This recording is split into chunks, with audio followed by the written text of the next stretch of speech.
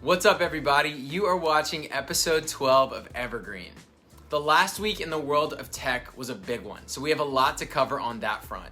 In addition, we're talking about a crucial mindset shift for recruiters and the most fun autobiography I've read in a long time. So, without further ado, let's dive in.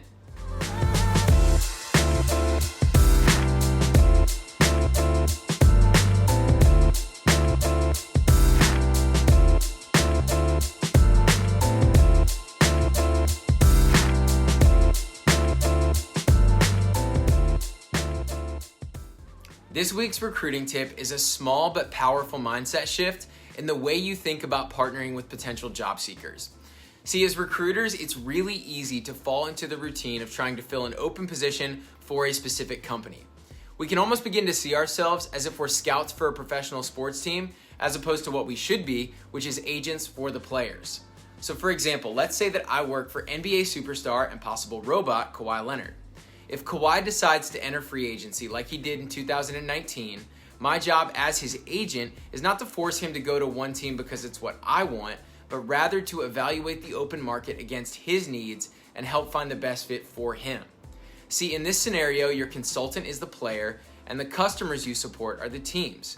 So don't pigeonhole your consultant to one opportunity because it's either the easiest or the most immediate option.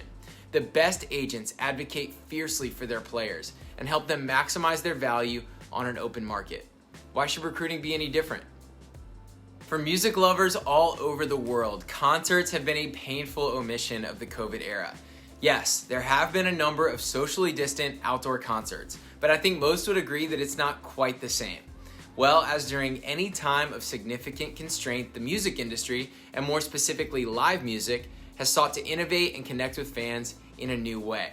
So on Saturday, rapper Lil Nas X performed to an audience of millions, this being across 2 days and 4 shows. But his stage was not your normal setup.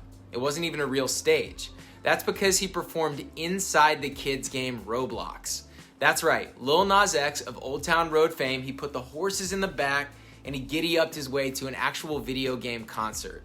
According to The Verge, the shows gathered 33 million views and starred a motion-captured incarnation of the artist.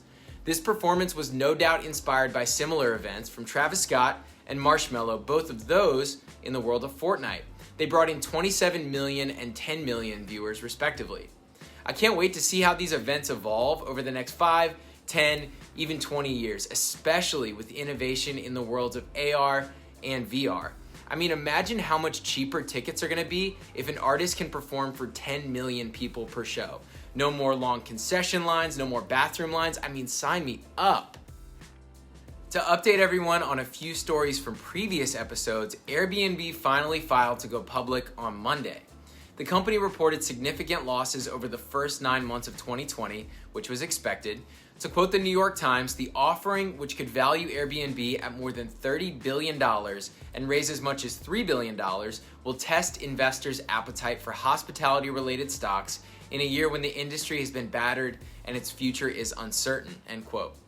Many of you will also have noticed that TikTok has not yet been banned in the United States. If you remember, in August, the current administration signed an executive order requiring that TikTok's parent company, ByteDance, sell any and all assets that allowed it to operate the app in the United States. Well, that original deadline was set to pass last Thursday, but at the last minute was extended 15 days until November 27th. So at the very least, teens everywhere will be able to force their close friends and their family to do a TikTok with them at Thanksgiving, which is just great. This week's recommendation for professional development is both a captivating autobiography and a flat-out page-turner. Shoe Dog is a memoir by the co-founder of Nike, Phil Knight. This book was one that I heard a lot of people rave about, but it never quite made its way into my queue. After finishing the book, I can only say that I really regret waiting so long to read it, and I can't even put my finger on why it's so good. Yes, Knight appears to be a wonderful writer, but there's something more about this book that I think most people will enjoy, especially if you're interested in the worlds of either business or sports. And that's it for this week's episode of Evergreen. Have a great week, everybody. See you next time.